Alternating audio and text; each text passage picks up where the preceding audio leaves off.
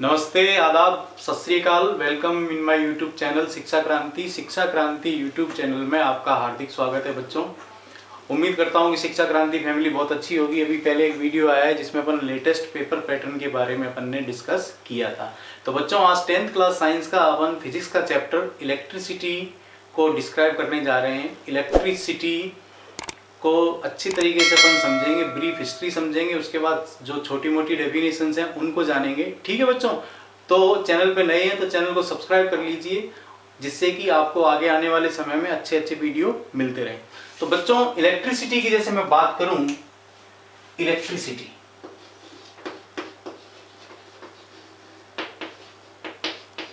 Electricity एक अपन general बात कर रहे हैं आज। इलेक्ट्रिसिटी इस धरती का 8वां अजूबा है, आप ये मान के चलिए। It's the 8th wonder of this universe. इस यूनिवर्स में ये 8वां अजूबा है। आप ये सोचिए, अगर इलेक्ट्रिसिटी नहीं हो तो क्या हमारी लाइफ जो है कैसी हो जाएगी। हम किसी भी चीज के बारे में नहीं सोच सकते, न हमारे पास कोई भी मास प्रोडक्शन होगा किसी भी चीज का।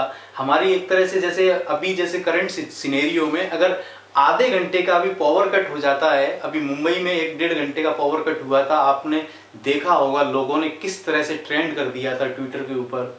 तो आप ये सोच के चलिए कि इलेक्ट्रिसिटी के बिना हमारी लाइफ कैसी होगी। तो simply directly we can say the electricity directly और indirectly affect our daily life. Directly और इनडायरेक्टली अपनी डेली लाइफ को अफेक्ट करती है, इसीलिए इलेक्ट्रिसिटी को 8वां अजूबा माना गया है। अब इलेक्ट्रिसिटी कई तरह से जनरेट होती है, केमिकल प्रोसेस से भी इलेक्ट्रिसिटी जनरेट हो रही है, और जो कुछ मैटर हैं उनके क्या कहते हैं जो एनर्जी का यूज करके भी इलेक्ट्रिसिटी जनरेट की करवाई जाती है। ठीक है, इलेक्ट्रिक करंट जो है वो बहुत ज्यादा इंपॉर्टेंट है, और इंपॉर्टेंट होने के अलावा इसकी बहुत सारी ऐसी प्रॉपर्टीज हैं जो इसको और ज्यादा अट्रैक्ट करती हैं। नंबर 1 जैसे अपन बात करें, एक तो पॉल्यूशन लेस होती है इलेक्ट्रिक करंट, यहाँ पे कोई पॉल्यूशन का काम नहीं होता है। ठीक है, दूसरा ट्रांसमिशन इसका बहुत अच्छे तरीके से किया जा सकता है, तारों से इसको अपन कितनी भी दूर जो है क्या कहते हैं भेज सकते हैं। ठीक है, एफिशिएंट होती है। तो ये कुछ इलेक्ट्रिसिटी की क्या कहते हैं विशेषताएं हैं जिनके बारे में इसको यूं ही 8वां अजूबा इस धरती का नहीं कहा गया है। तो बच्चों अपन ने तो ये कह दिया कि 8वां अजूबा है इस धरती का, लेकिन क्या अपन को इसकी हिस्ट्री के बारे में पता है क्या? इलेक्ट्रिसिटी जो है क्या कहते हैं लोगों को कंसेप्ट कहां से आया। अभी पहले एक आइडिया जो मोबाइल कंपनी है उसका एक ऐड आता था बहुत पहले, once upon a time on TV we regular है the such type of an idea can change your life. बहुत अच्छा स्टेटमेंट था, an idea can change your life. Idea ही हमें, आर्टिफिशियल इंटेलिजेंसी जितनी अपन सोचेंगे उतनी ज्यादा चीजें अच्छी होती जाएंगी। जैसे अपन मोबाइल की बात करें, 1996 में इंडिया में मोबाइल आया था। उस टाइम मोबाइल जब देखोगे आप, तो आपको अगर इस टाइम कोई फ्री दे तो भी नहीं लोगे आप, इतना भारी मोबाइल होता था। और उस टाइम सिर्फ मैसेज कर सकते थे अपन, बात कर सकते थे, सिर्फ 2 फीचर होते थे।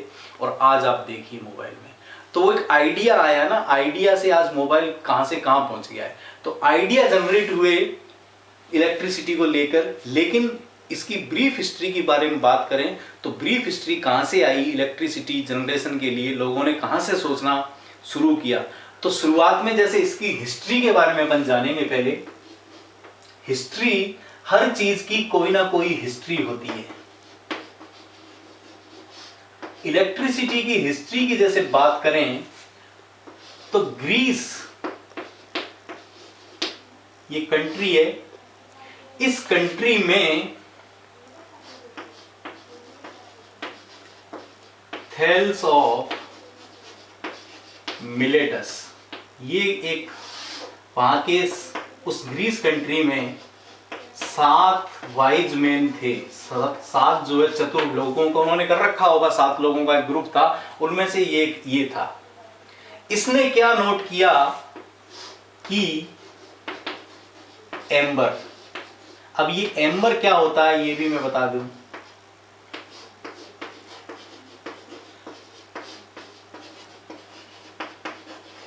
Transparent fossil of resin. और ये कब की बात हो रही है? 8th BC की बात है, बिफोर क्राइस्ट। 8th BC में ग्रीस नाम का जो देश है, हिस्ट्री की जैसे अपन बात करें यहां पे इलेक्ट्रिसिटी की, तो 600 BC में, 600 BC, BC stand for before Christ, people had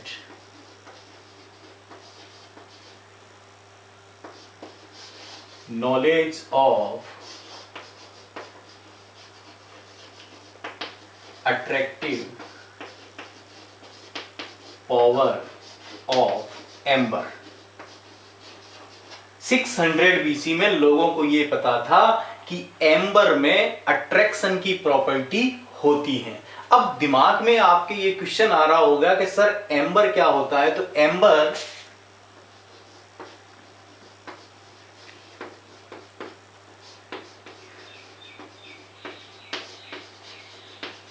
transparent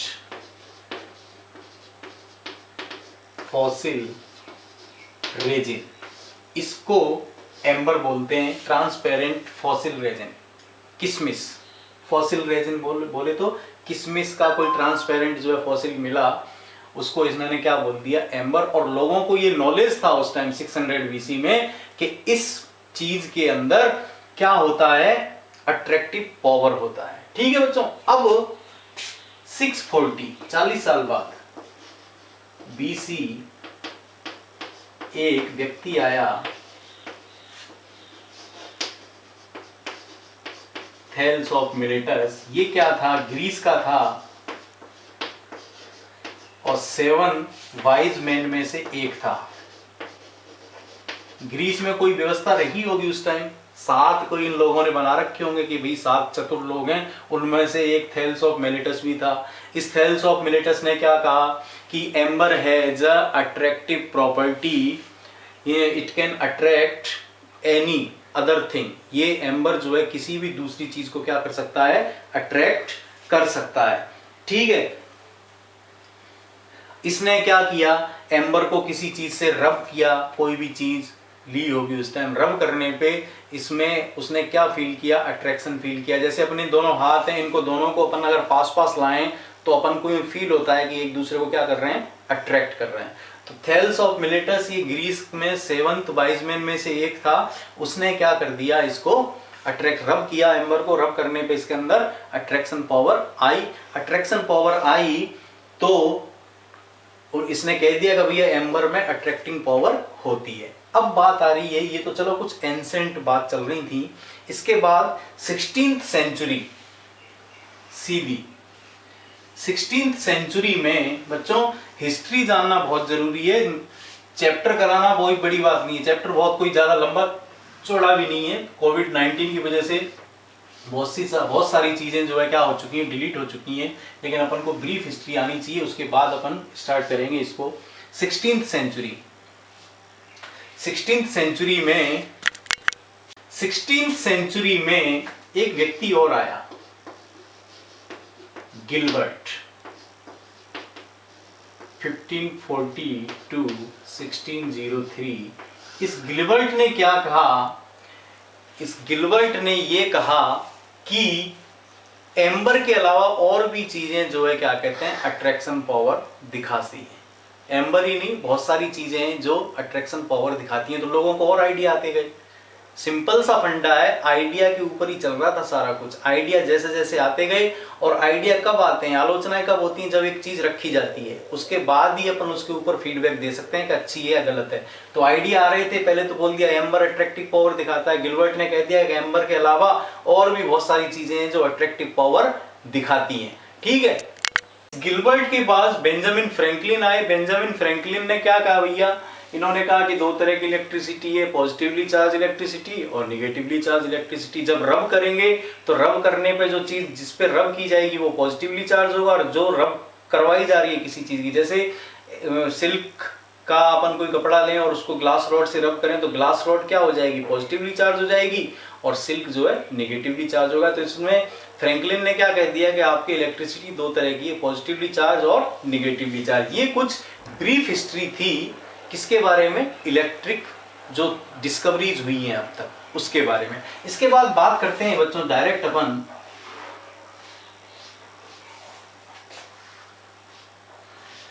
charge.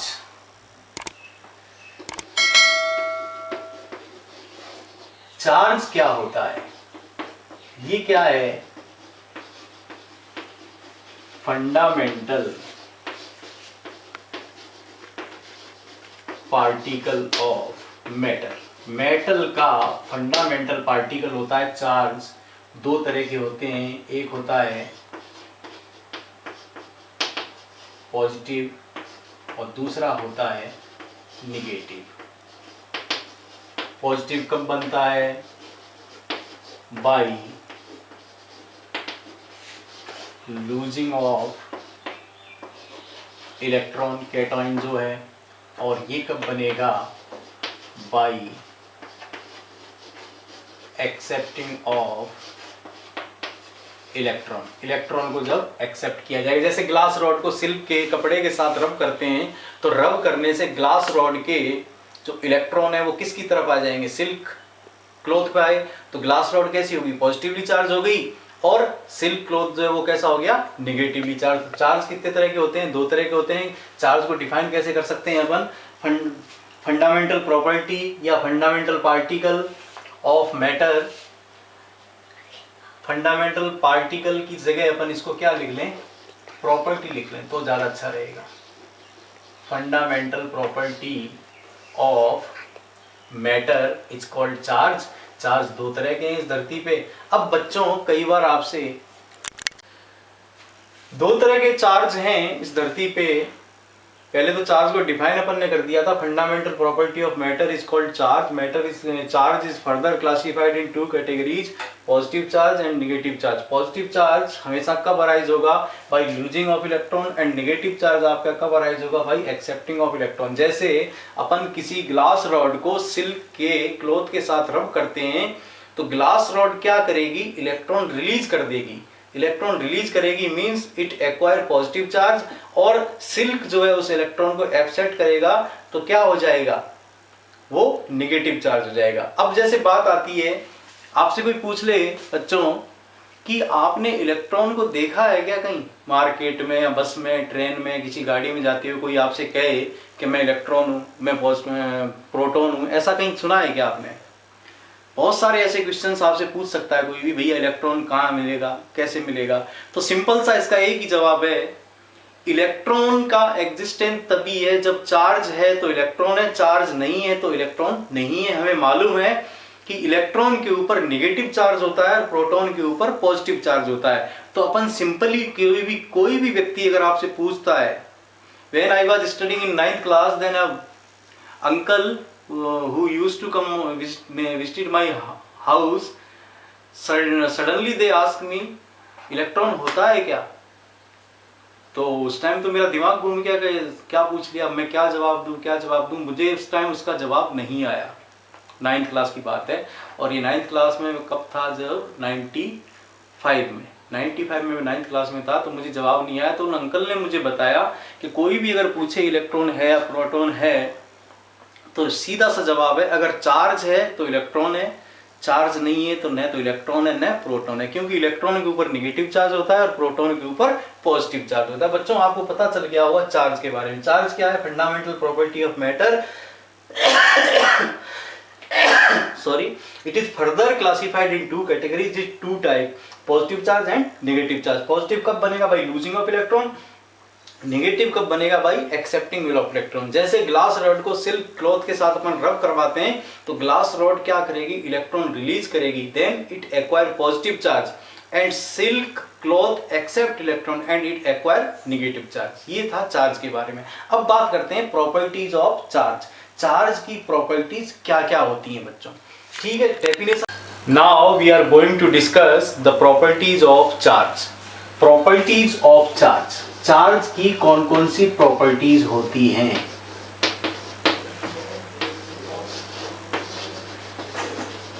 properties of charge, number 1, similar charge repel each other. Same जो चार्ज होंगे वो एक दूसरे को क्या करेंगे, रिपेल करेंगे. Number 2, unlike charge attract each other. Means जो डिफर चार्ज होंगे पॉजिटिव निगेटिव आपस में एक दूसरे को क्या करेंगे, अट्रैक्ट करेंगे. ठीक है. इन दोनों चार्ज के बीच में जो फोर्स होगा F डायरेक्टली प्रोपोर्शनल होगा दोनों चार्ज के Q1 और Q2 के प्रोडक्ट के बराबर. ठीक है. और ये इनवर्सली प्रोपोर्शनल होगा इन दोनों की डिस्टेंस के स्क्वायर के बराबर. इन दोनों को कंबाइन करूं मैं, means the force between two charge is all directly proportional to the product of two charge. दोनों चार्ज के प्रोडक्ट के डायरेक्टली प्रोपोर्शनल होगा फोर्स, और इनवर्सली प्रोपोर्शनल क्या होगा, उनकी डिस्टेंस के. डिस्टेंस को मैं यहाँ बच्चों किस चीज से रिप्रेजेंट कर रहा हूँ, आर स्क्वायर से रिप्रेजेंट कर रहा हूँ. दोनों को कंबाइंड मैं करूं तो मेरे पास मैं यूं भी तो लिख सकता हूं Q1 dot QT upon R square, और यहाँ इनवर्सली को हटाऊं तो क्या ला सकता हूं, कोई constant K Q2 upon R square. ये आपके एक इक्वेशन आ गई. ये इक्वेशन हमें, इस इक्वेशन को आप नोट कर लेना. ये इक्वेशन हमें क्या बताती है बच्चों, ये इक्वेशन ये बताती है कि the force between two charge is directly proportional to the product of two charge. दोनों प्रोडक्ट के बराबर होगा, डायरेक्टली प्रोपोर्शनल होगा, और इनवर्सली प्रोपोर्शनल होगा स्क्वायर ऑफ डिस्टेंस के, उसकी डिस्टेंस के स्क्वायर का इनवर्सली प्रोपोर्शनल होगा. दोनों चीजों को अगर मैं यहाँ रखूं तो मेरे पास मॉडिफिकेशन के फॉर्म में ये नहीं आ सकता है कि Q1 Q2 upon R square. इस दोनों को हटाऊं तो यहाँ एक कोई कांस्टेंट लेके आऊंगा. ठीक है. और ये कांस्टेंट क्या है, प्रोपोर्शनलिटी कांस्टेंट होगा Q, और ये आपके ये इक्वेशन जो है मैथमेटिकल रिप्रेजेंटेशन है किसका, कूलॉम्स लॉ का. इसका आप स्क्रीनशॉट ले लो जल्दी से. दोबारा से डिस्क्राइब कर देता हूं. जो फोर्स होगा दोनों चार्जेस के बीच में वो उन दोनों चार्ज के प्रोडक्ट के डायरेक्टली प्रोपोर्शनल होगा, और इनवर्सली प्रोपोर्शनल होगा उनकी डिस्टेंस के स्क्वायर के. Force directly proportional to the product of Q1 and Q2. ठीक है. And inversely proportional to the distance square. ठीक है. F inversely proportional to 1 upon R square. इन दोनों को by combining both these two equations, then we have F inversely proportional to Q1 dot Q2 upon R square. इसको हटाऊं तो यहाँ पे कोई क्या लेके आऊंगा, प्रोपोर्शनलिटी कांस्टेंट ले आया के, और ये जो है मैथमेटिकल रिप्रेजेंटेशन है किसका, कूलॉम्स लॉ का. ठीक है. इसके बाद थर्ड जो प्रॉपर्टी है, charge is always conserved. Charge हमेशा कंजर्व रहता है बच्चों, बहुत ज्यादा इंपॉर्टेंट है कंजर्व. तो चौथी जो प्रॉपर्टी अपन लिखेंगे बच्चों, इसकी तीसरी तो लिख ली अपन ने, fourth, charge is conserve means it can neither be created nor be destroyed. Conserve रहता है. और number 5 property, it is additive. ये हमेशा एडिटिव होता है. दोनों चार्जेस को अपन क्या कर सकते हैं, ऐड कर सकते हैं. ठीक है. इंडिविजुअल जो सम कर सकते हैं अपन, इनका मतलब एडिटिव होता है हमेशा, ये ध्यान रखना. और 6 है, 6 जो प्रॉपर्टी है उसके बारे में जैसे बात करें अपन,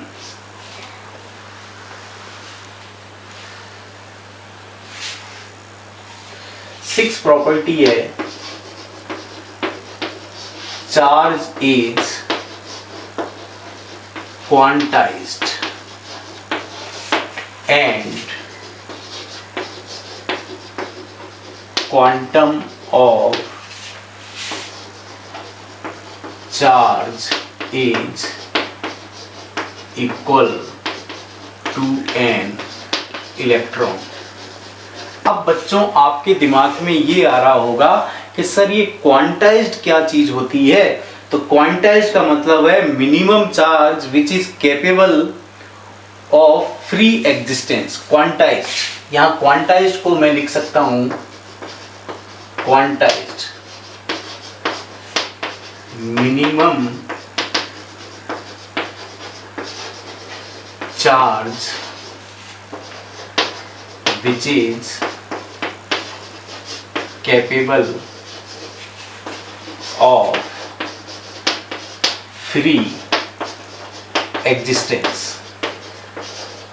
किसी भी उस पे जो मिनिमम चार्ज है फ्री एग्जिस्टेंस के लिए उसको बोलता हूं मैं क्वांटाइज्ड। एंड क्वांटम जो है वो किसके बराबर होगा, इलेक्ट्रॉन के बराबर होगा। एक इलेक्ट्रॉन पे चार्ज बच्चों हमेशा ध्यान रखना 1.6 इंटू 10⁻⁻19 होता है।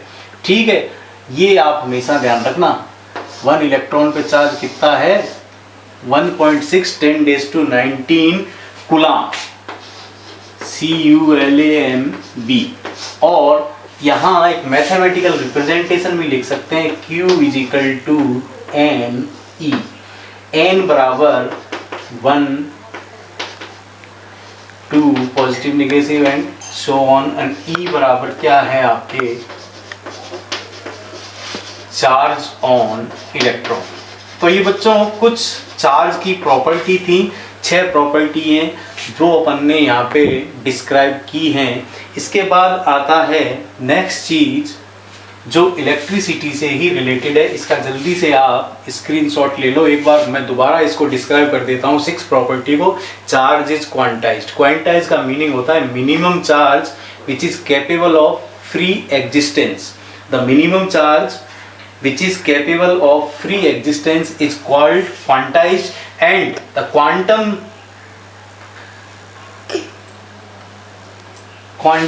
of charge is equal to an electron। जो क्वांटम है चार्ज का वो किसके इक्वल होगा, इलेक्ट्रॉन के चार्ज के बराबर। एक इलेक्ट्रॉन पे चार्ज 1.6 10⁻⁻19 कूलाम होता है, ये आप हमेशा ध्यान रखना। और Q = क्या लिखेंगे अपन NE। N = 1 2 3 4 पॉजिटिव नेगेटिव हो सकते हैं। और E means charge on electron. तो इलेक्ट्रॉन के ऊपर चार्ज कितना है बच्चों, कई बार पूछा जाता है आपको 1.6 × 10⁻⁻19। अब अपन आगे बात करते हैं, इसी सेगमेंट में आगे चल रहे हैं कंडक्टर एंड इंसुलेटर। कंडक्टर क्या होंगे बच्चों, कंडक्टर मीन चलाने वाला। ठीक है, बस में होता है ना कंडक्टर, उसी तरह से कंडक्टर। अब यहां किस चीज को चलाने वाला, तो यानी कि कोई सब्सटेंस जिसके थ्रू इलेक्ट्रिसिटी क्या हो सके, पास हो सके, उसको अपन क्या बोलेंगे, कंडक्टर बोलेंगे। इलेक्ट्रिसिटी पास हो सके उसको अपन क्या बोलेंगे, कंडक्टर बोलेंगे। यहां लिखता हूं conductor.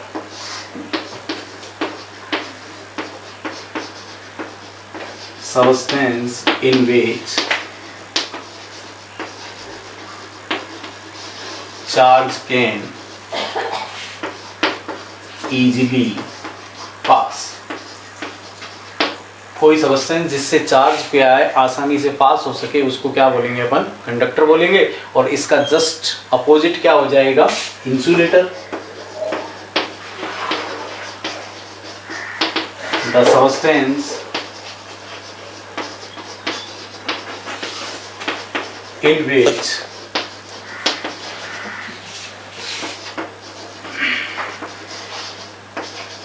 charge cannot be pass।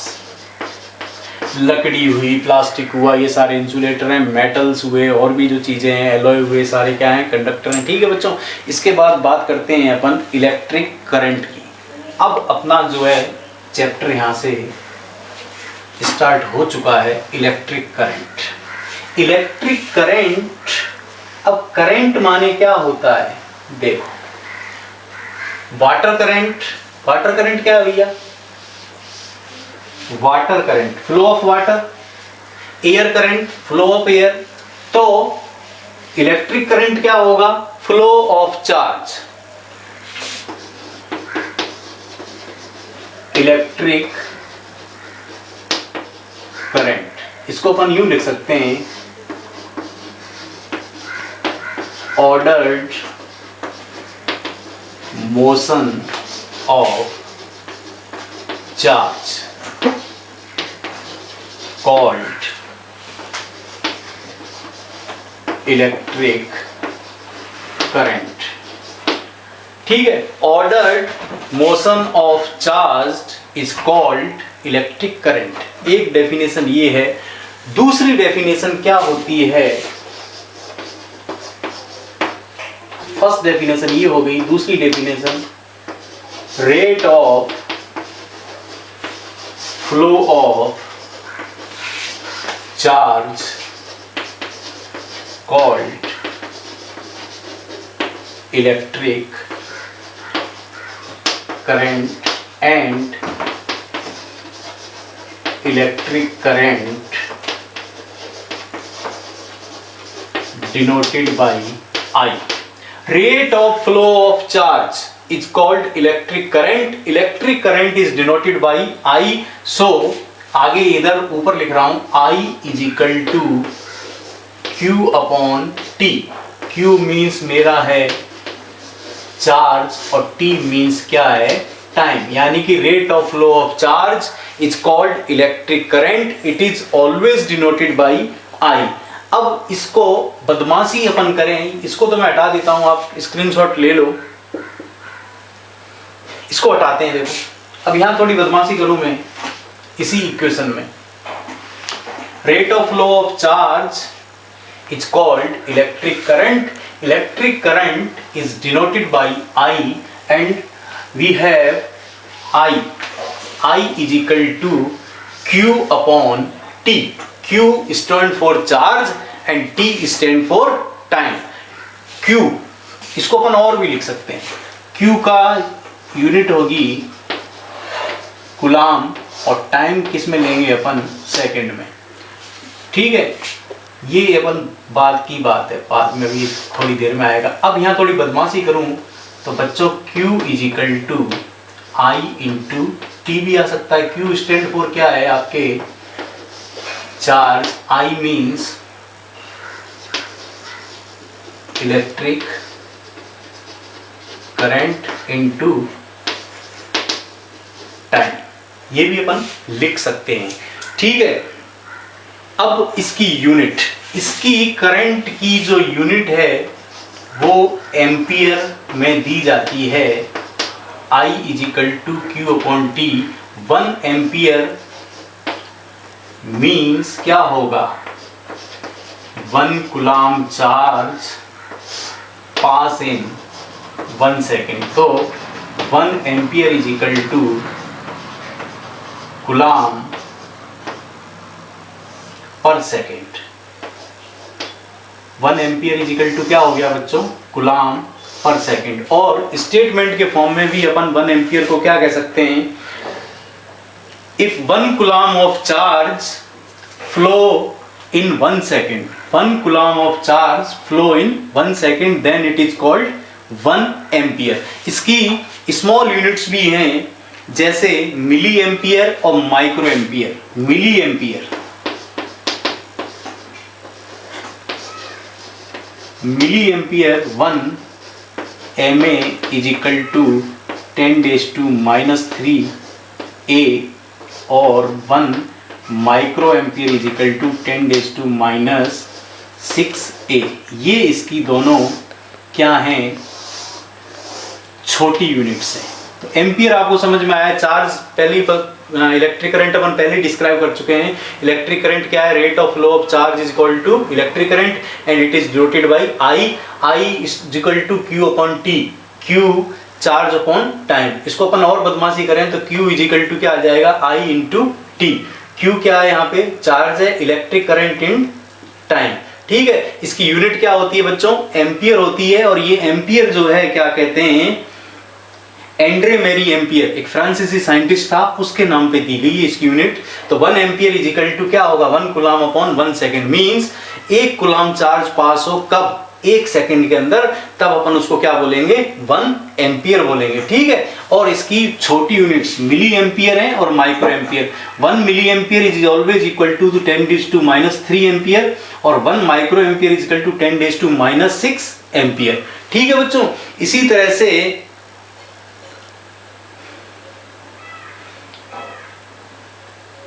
एक कूलम को भी अपन डिस्क्राइब कर सकते हैं, 1 कूलम।